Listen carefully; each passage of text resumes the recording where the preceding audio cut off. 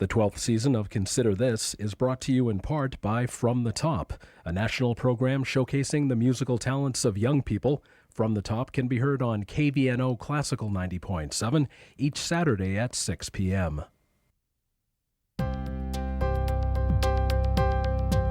Consider This, a program of issues and information behind today's news.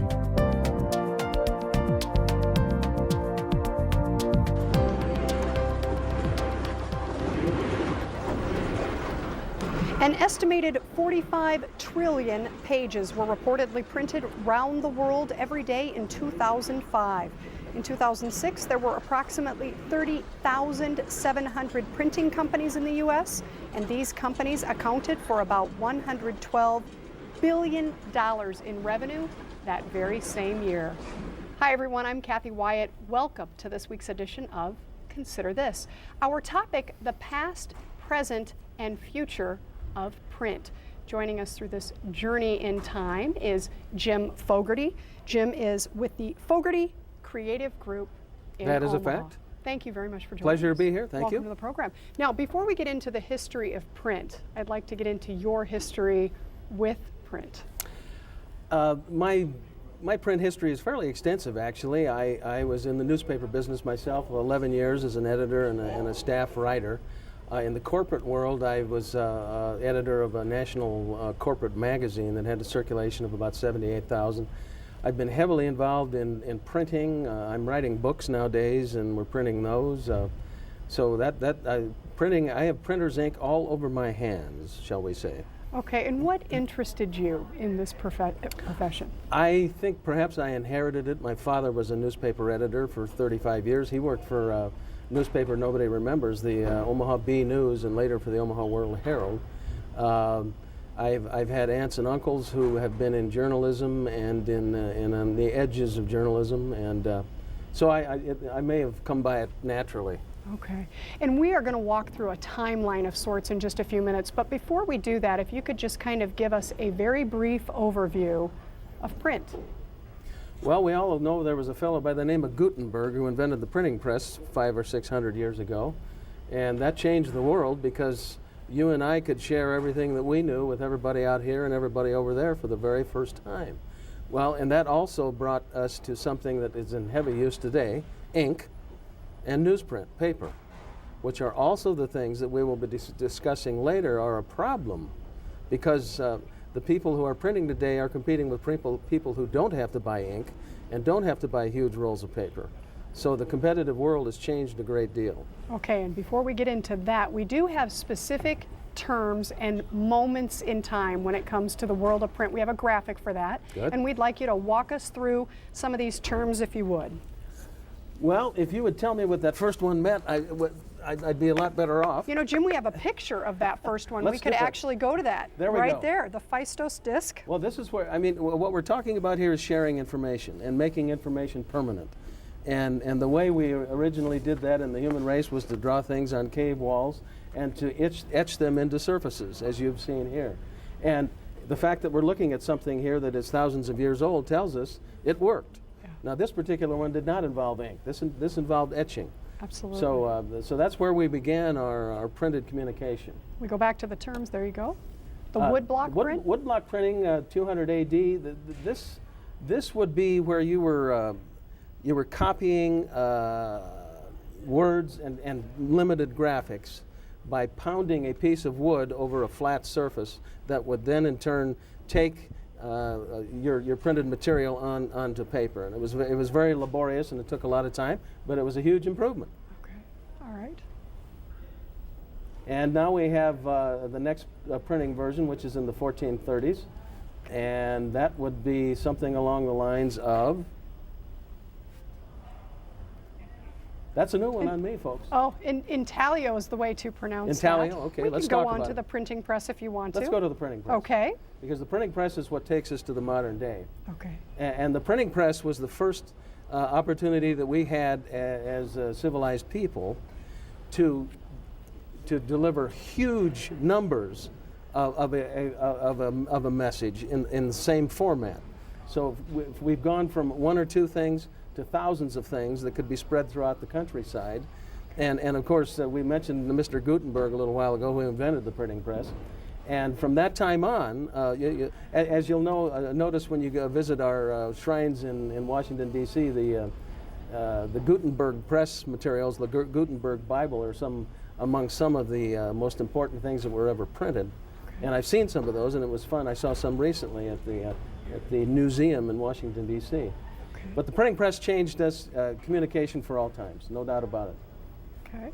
And then we have lithography. Lithography is another advance in your technology that gets us much closer to the modern day with photographs and graphics and the early stages of color. Okay. Now you always had color in the printing press days, but that was determined by the color of your ink. For the first time, when you match inks and inks overplay each other, then you start to have, for the very first time, real color graphics in most cases. And lithographs these days are still in use. Artists still continue to do lithographs, and they're of considerable value. Sometimes they're done on stone, sometimes they're done on metal.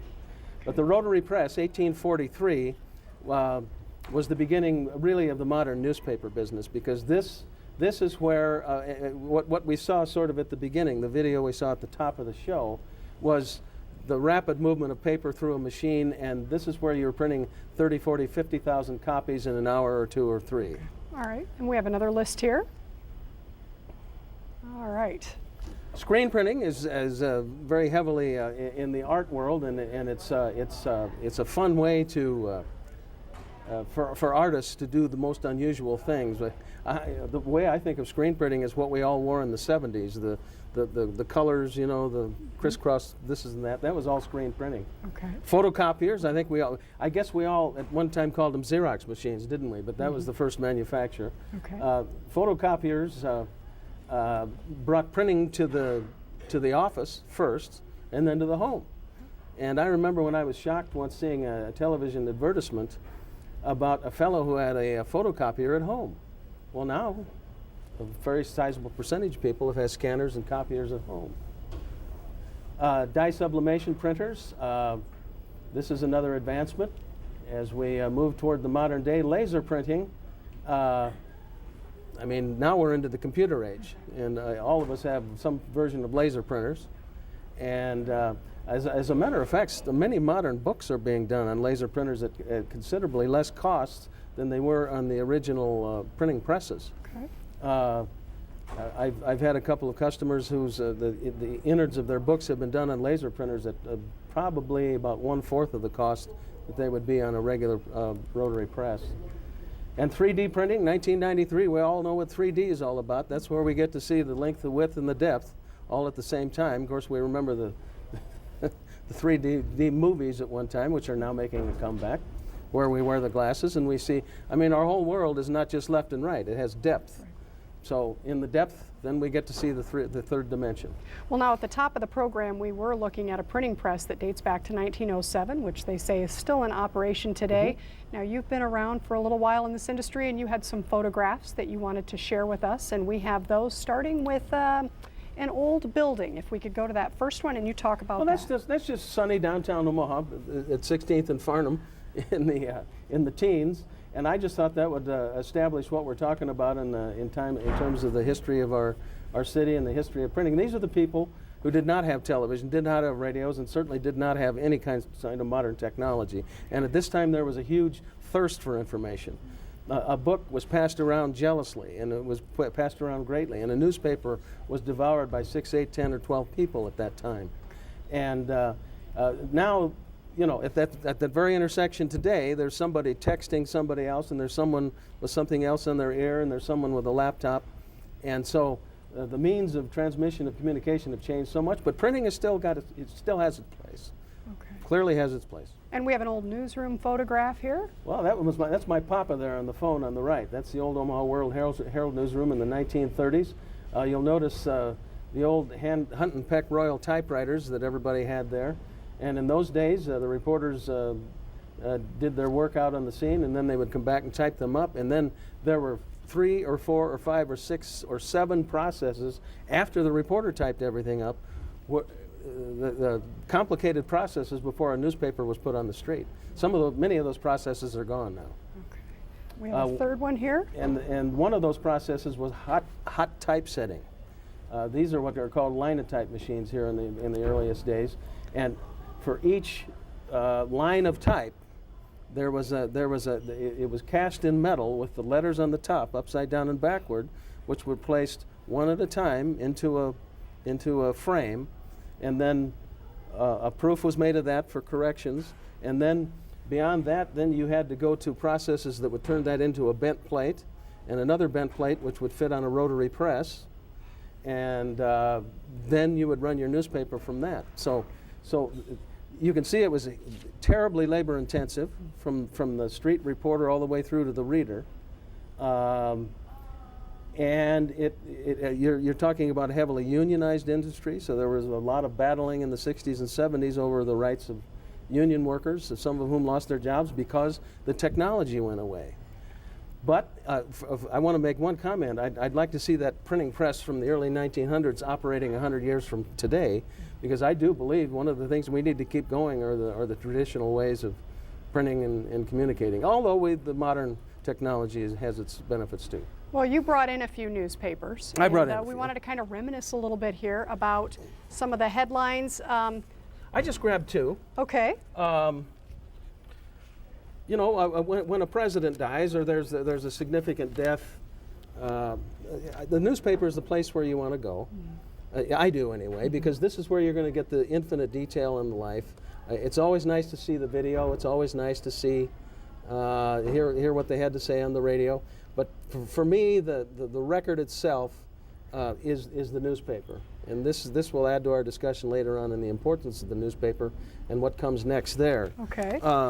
I noticed when I grabbed this one this morning, of course, when the Columbia Space Shuttle was lost, it was a terrible tragedy. And but here's one of the things that happens in the newspaper business. There was a smaller story inside this edition that said that the Columbia was going to land basically uneventfully on the same day that this terrible tragedy occurred. And there was no time to take out the earlier story that said it's coming back with what actually happened. So immediacy is now a question in the newspaper business. And that is the discussion on that, but there's much more to be said on what comes next with newspapers. Absolutely. And I'm sure that brought back a lot of memories for folks. I mean, everybody has a few headlines etched in their minds that they will never forget. So we appreciate you bringing those in and, Sure. and sharing that with us. Now, you've obviously covered a lot of things yourself. Yes, and I I did. have to ask for you, if you could, share some of the most meaningful stories or memorable stories that you yourself have Well, done. for the benefit of viewers, we are right here at the University of Nebraska at Omaha campus. And one of the most exciting, I guess you would say, events I ever covered, and a lot of people don't know happened, was the Memorial Park Riot series in about 1972 in the summer that happened not 100 feet from where we are sitting. And it involved younger people who had been partying and spending their summer evenings at Memorial Park, and the neighbors got a little tired of it, and the city council passed a resolution to close the parks, particularly that one at 8 p.m. Well, when the police came the first night to close the park, boom, we had a riot. Now, thankfully, over 4 days, there were no deaths. There were significant injuries. There was a police car burned. Dodge Street for 4 nights became a place where people simply congregated, and it was closed to traffic in all directions for hours at a time. But a lot of people don't know that ever happened, and I found that absolutely fascinating. I covered the first 2 nights of it, and then I was off for the next 2, and then it went away, and the park stayed closed at 8 p.m. And the next day, I'm sure there was Sure. another story that came up absolutely. to replace it. What else? What else can you? Well, we had a terrific blizzard in 1975, and we had Omaha's worst tornado in 1975. And I was assigned to working both of those. And I recall it was about 4:30 in the afternoon. I believe it was May 6, 1975. It was a typical tornadic type day. It had been very, very hot and very, very humid. And I went into the newspaper newsroom, and an editor friend of mine was standing at the teletype. Teletype, folks, that's where we got our regional news from and our weather. And he was standing there reading the thing, and he says, "I think we're having a tornado." And about that time, the police monitor blared, tornado on the ground, 154th to 158th Q Street in southwest Omaha, which really wasn't even in the city then. And a photographer and I jumped in the car and went to look for the tornado, and we couldn't find the darn thing. We got up by Creighton University, driving out of downtown. We saw a dark cloud on the horizon. We went south. Long story short, that tornado ripped up the central corridor of Omaha from 84th and Q Street down through the Benson neighborhood. There were 3 deaths in that one, unfortunately. There were lots and lots of injuries and tremendous property destruction. It was in the hundreds of millions of dollars. But sometimes we forget that those things happen around here. We had one last spring, but it was not to the magnitude of the one at 75. And it'll probably happen again. That's unfortunate. We do live in the plains. Right. What about outside of Omaha? Maybe a statewide story that you covered. I've covered a number of statewide stories. I was a law enforcement and courts reporter for quite a while. So more than occasionally, I was sent to rural counties to cover trials, for instance, murder trials. I'm thinking of the murder case in Sutherland, Nebraska, that lasted quite a while and really shook that community to the core. But quite a few of those over the years. Yeah. When we talk about the process of reporting, in the newspaper industry specifically, what changes have you seen just from a reporter's perspective from back in the day to now? Is the process pretty much the same? They go out, they take the photographs, they interview the people, they come back. Talk about that a little bit. The most amazing change in the process has just occurred to me, to my notice, in the last year. Photographers and reporters very frequently carried still cameras with them to take still photos to put in the newspaper. Mm-hmm. The newspaper's photographers now carry video cameras as well. So when they are going out to cover an event for the newspaper, they will take a still photo, and if there is something visual that's moving, they will also take that for the website. And that's going to lead us down the path to a further discussion of what comes next in the new business model at newspapers. And I might add, radio reporters are also carrying video cameras. Okay. Now at the top of the program, we rattled off some statistics that would lead us to believe that the industry is alive and well, although there are some folks out there that say that print is fast becoming a thing of the past. Tell us what the industry is like today. What's your take on that? The printing industry is alive and well.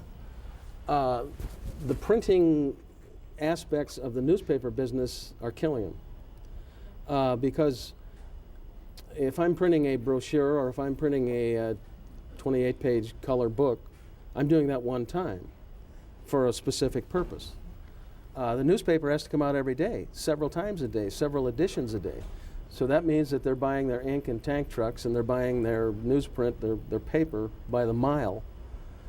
And there's less competition in the newsprint business, and there's less competition in the ink business, and those costs are skyrocketing at the very time that newspapers can least afford it. So it's a labor-intensive business, but also their other costs are absolutely huge. So that's one of the things we'll have to keep an eye on in terms of what happens next.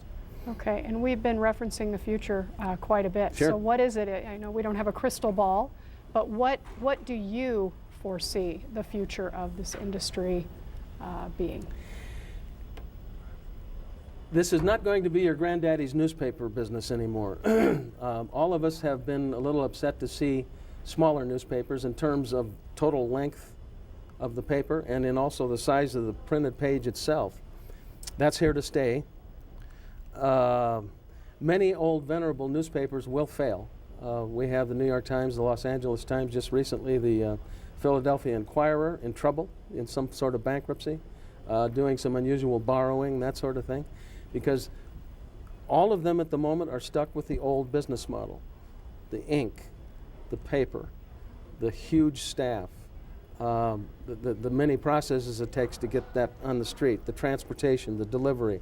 When there was $4 gasoline, one of the things that was happening is they're delivering newspapers 500 miles inside the state of Nebraska.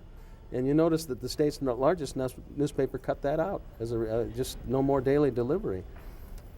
I believe the strongest papers will prevail, and they will be stronger. I suspect they're going to be smaller, both the newspaper in itself and their overall staff. I suspect they're going to be tougher. And by that I mean newspaper owns what's inside its pages, okay? And if I'm a radio person and I open the newspaper in my studio and I start reading it, which is something that happens, and most radio people will say, I'm quoting the newspaper here, but sometimes they don't. I suspect in future days that's not going to happen quite that way, because the newspaper is examining everything it owns and how it markets and sells those things. And the things they own are the original scholarship, the original research, the original writing and editing of stories. They own their library, which is extensive. I mean, the best place to find information, and going back for decades, is the newspaper library. They own the photographs, they own the graphics. And in the old business model, those are just something that got delivered to your house in your afternoon newspaper. Well, in the future day, those things are going to be delivered via websites. They're going to be delivered in a way we'll show you here in a minute that nobody's even talked about. But also the newspaper is going to be figuring out how they can have a revenue stream coming from each one of those things. There have always been questions about how can I get into the library and research this? Well, the answer very likely in the future is going to be by paying a fee or by becoming a member of our library guild or whatever you're going to call it. Let me ask you, we are so technology driven these days that sometimes I think, and I tend to look at the seniors, the senior population, still obviously the population picking up the paper. How are you defining senior? Now let's be careful here. The older generation who is used to Me? having the newspaper. I will not say, Jim, either Okay. way. I think it's a state of mind. Anyway, but they are used to having that newspaper in their hands. Absolutely. Is technology going to get to a point where it almost robs them of that opportunity? Are we working so quickly in the world of technology that we're going to have people out there who are still wanting to go out to that front porch and pick up a newspaper and aren't going to be able to do that? I don't think so. I think for the foreseeable future, and I will define that as the 5-year time frame, you will still get your printed afternoon or morning newspaper. Now, some newspapers have both morning and afternoon editions. I think that's going to stop. I think you're going to get one daily edition, and in all likely it will be a morning paper, not an afternoon paper, because that's been the trend in every other city. I don't think the need to hold things in your hand in order to read is an inclination that's going to go away. People are going to want to do that. The newspaper business itself is experimenting. Could I use this? Oh, absolutely. There's been some discussion, and if you want to go online and look this up, there's a thing called the flexible display. And the only way I can describe it is it will be some sort of a membrane, okay, a surface, and I'll use this cloth napkin to demonstrate, but you'll have this in your purse, I'll have this in my pocket, okay? And these things actually exist. I mean, they're being tried right now. All right, so I'll go into my favorite internet restaurant, and it'll probably be stiffer than this, but I will open this and I will press the upper right-hand corner, and my news will appear on this sheet. Wi-Fi, wireless information will come to the sheet, and this will be news that I have pre-selected. I'm not interested in cooking, so there'll be no cooking stories. I'm interested in government, I'm interested in crime, I'm interested in science, I'm interested in religion. This will be the front page of my paper. And then for interior pages, I don't know exactly how it happened. Maybe I'll press the button again, then I get the second page. I'll press it a third time and I'll get sports. Only my sports. I'm interested in college football. I'm not interested in college volleyball, so I will get the football. And every time, and of course, just as your computers do, this will refresh. I mean, you'll probably have a refresh button over here, and then all your front page news changes all of a sudden because it'll be updated immediately. But it will have the appearance of a newspaper homepage. Now, the University of Arizona has experimented with this type of thing, and Sony is experimenting with this, and newspapers are taking a hard look at it, because when I'm done at my favorite restaurant, I'll just stick it back in my pocket, and you'll stick it back in your purse, and the next time you use it, you'll be somewhere else. Cost? Flexible display. Well, they're going. Imagine. I don't know. I'm not a technologically oriented person, but I suspect it's going to be expensive. But perhaps the newspaper would bear some of the cost, and the readers would bear some of the cost. I have no idea on that. Interesting. Very interesting. And one of the things we haven't hit, and we don't have a whole lot of time left, but I think it's very interesting, we're in a university setting here, the way that up-and-coming journalists are educated is going to be dramatically different Yes, it is. as far as things go. What thoughts on that? We are educating people today for jobs that don't exist, but they will exist in 3 years. And I'm glad to say that the universities are smart enough to do that they are preparing young journalists. I hope the journalism schools will continue with emphasis on accuracy, on getting sources for your quotations, on all of the things that make newspapers great, and I think they will. But it is utterly amazing that the jobs of 2011 are being trained for now and they don't exist yet. Well, even the writing in and of itself, when you talk about the whole educational aspect and technology, you know, things are so much more brief and so forth. You see any changes with that, writing styles and so forth, or? Well, it bothers me greatly that the language changes as much as it does, but it must. I mean, I thought a mouse was something that crawled around on the floor. We now there's a different type of thing that is a mouse, and that's going to keep going on.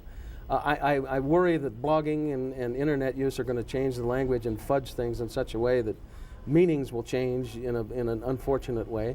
But I would hope the newspaper would play the role, therefore, of getting us all back to accuracy and spelling and all that sort of thing, because spelling is taking a back seat these days and it should not do that. I absolutely agree. In just 30 seconds that we have left, what would you tell a future journalist who might be watching? I would tell that young person, you're not going to work for a newspaper. You're going to work for a local or a regional or a national media empire. You're going to be gathering news.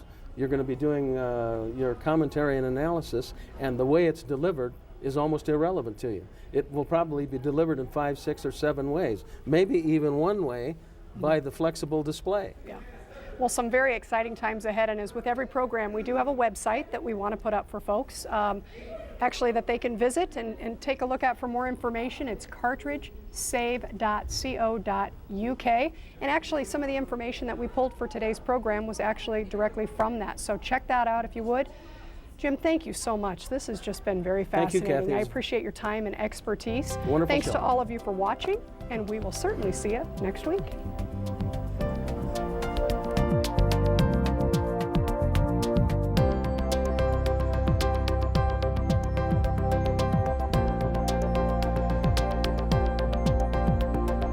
Consider This is an issues and information program produced by UNO Television.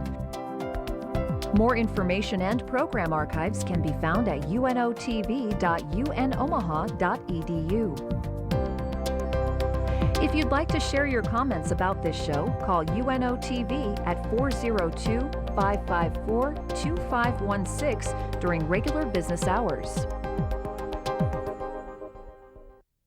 The 12th season of Consider This is brought to you in part by From the Top, a national program showcasing the musical talents of young people. From the Top can be heard on KVNO Classical 90.7 each Saturday at 6 p.m.